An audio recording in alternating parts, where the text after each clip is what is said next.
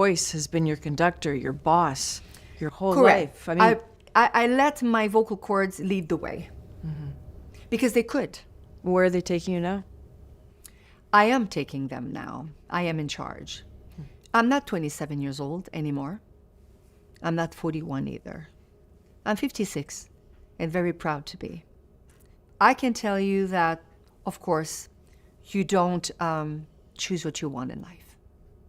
When life strikes you, it imposes things on you, you still have a choice.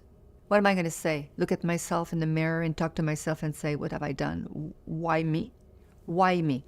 If I ask myself this question today, why is happening to me? What have I done? Have been a good girl, disciplined. I think I've been a good sister, mother, wife, friend.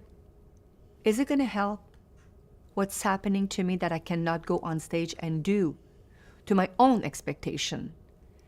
Of course, when this whole thing started, if you put yourself in my shoes, I didn't have a diagnosis. I was trying to, survive through this. I was trying to be brave because all my life, I wanted to be the best of me. Light that would be, I would say, spasmodically in the throat. So it And started with your using, it voice? started in my voice, traveling on tour. I was in Germany, and after breakfast, just like that, I did not see this coming. And I started to feel a spasm, kind of somebody pressing back. So what it does in the vocal cords is that you feel, not normal, the stress, the panic. I started to compensate because I had a show that night. It was kind of like a spasmodically, it's like I have a spasm, and I was kind of talking like this, like it was high.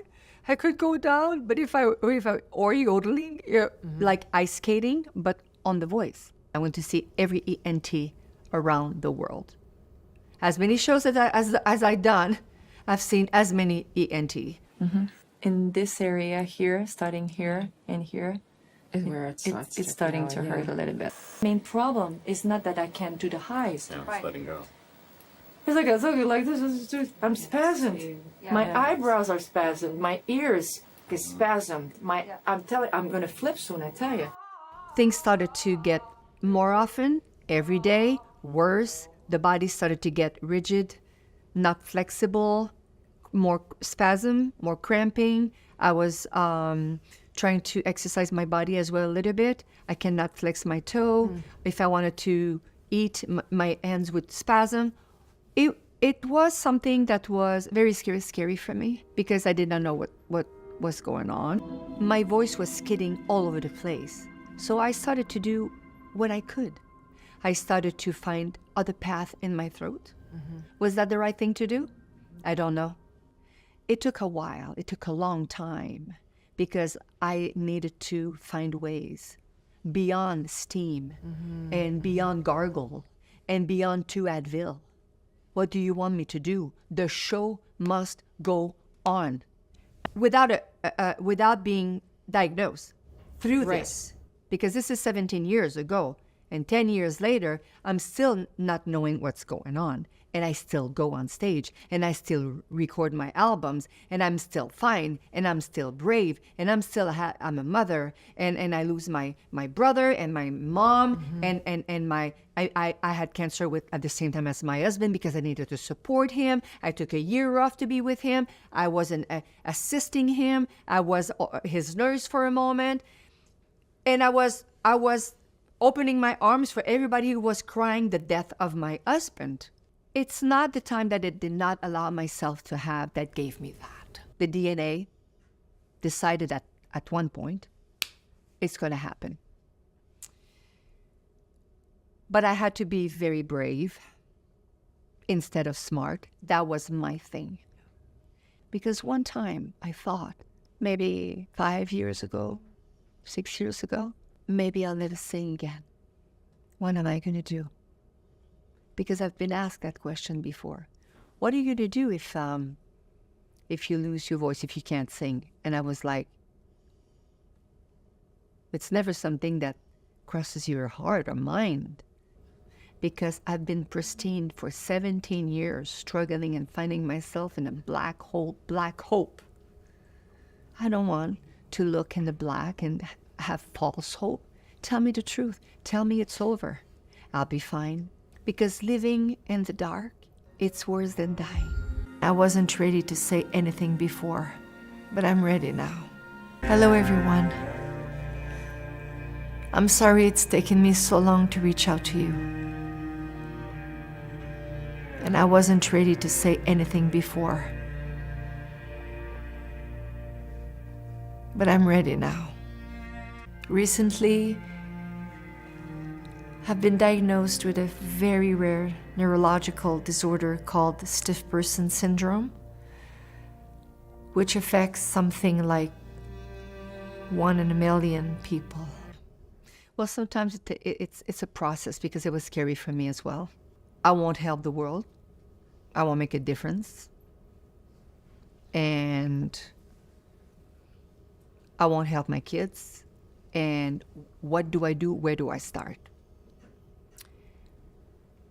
And I just don't want to collapse and be in a chair for the rest of my life. And I really wanted to let my fans and my family and my kids, like I said, what's happening? Where's Celine? People need to know that I'm alive. My kids need to know what's happening. I want to go back on stage. I need to know if I can. They need to know that I love them and I miss them. The world said to the world that I'm dead. But it did hurt me as a mom because my kids, they're old enough to have their iPads and their iPhones, and they look and they said, Mom, they say you're dead. But, well, I said, take a look at, I'm alive. Am I dead? Don't believe everything you hear or you see. But I had to tell my kids, knowing that they lost already a parent. My kids are going to see me having a crisis, and they don't know if I am going to die. The reason why I took Irene Taylor with her team to come and come into our home, first because I was diagnosed. I was still struggling, but I was seeing hope. I was seeing the light. I could see myself on stage, let's say. And we explained to my kids, and make a long story shorter, she came with her team, and I said, I don't want you to dramatize or cover it up, or I'm letting you in. Mm-hmm. I need the world to know, where have I been? What's happening? It's going to help me, my family, my kids, and my fans deserve to know what's happening. This is not a joke, and I'm not dead. Don't ask me. Capture it. Just capture. Paid a lot of money around the world to come and see our shows. I feel like, let's say, there's an apple tree. I'm an apple tree. And people are in line, and I give them apples, the best, and I shine them. And they all leave with a basket of apples. And my branches are starting to fall sometimes, get crooked. And those branches are starting to produce a little less apples. But there's still as many people in line. I don't want them to wait in line if I don't have apples for them. What was makeup? What was dressing up? And then at one point, I'm near my sink, and I look at myself in the mirror, and I see the cameraman behind me, and I'm about to take my medicine. And I used to hide the truth before that, lying because I didn't know what was happening to me.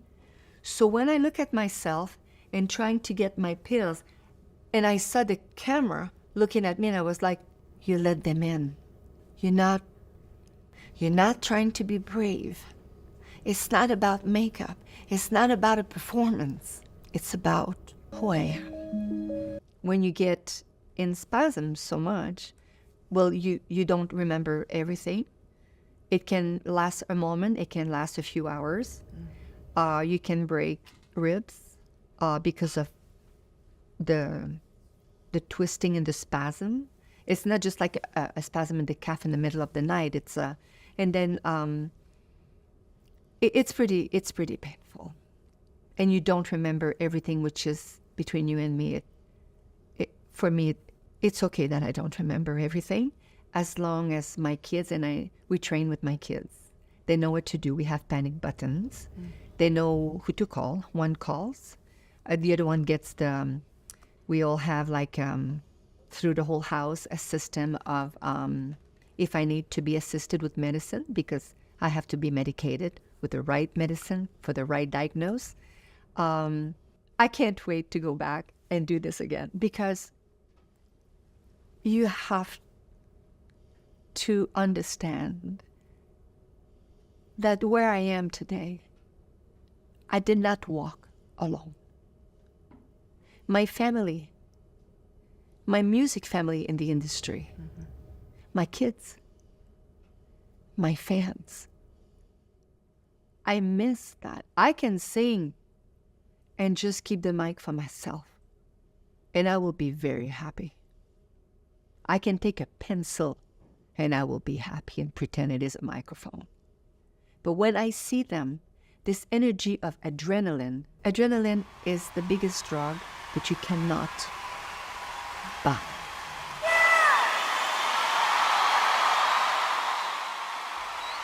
It helped when I went on stage, and I realized many, many years ago that the adrenaline that people would laugh with me, get on the edge of their seat, and they were like, oh my God. And I'm like, I feel like it's more than singing with them.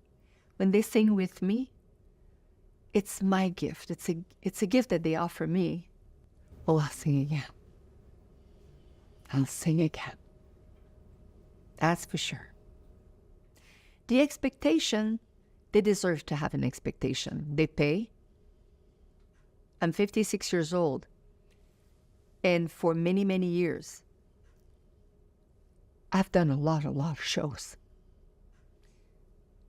We've had a lot of happiness because of the fans paying shows and buying my records. And they have all the rights to have all the expectation. But if I may say, my own expectation is probably bigger than what they expect from me. When I present the microphone, it's because they're part of me. I was 12 years old when I met them. I probably miss them more than singing itself. But this, all through these years, when you don't know what's going on, you die a little bit. Sometimes in life, there's no explanation for what happens to people. A lot of people suffer from different kinds of things. Babies with cancer. The best way for me to go through this is that there's a reason why it's happening to me. Because I have all of you. I have access to speak and to show that these conditions that are rare, by doing that, if it helps me, which I know it does, if I can save one person by being part of the raising funds and awareness, if I can help, I can go through this. And I'll see you soon, because I'm working really, really, really hard in rehabilitation. And I can't wait to go back on stage, because this is where I have to be.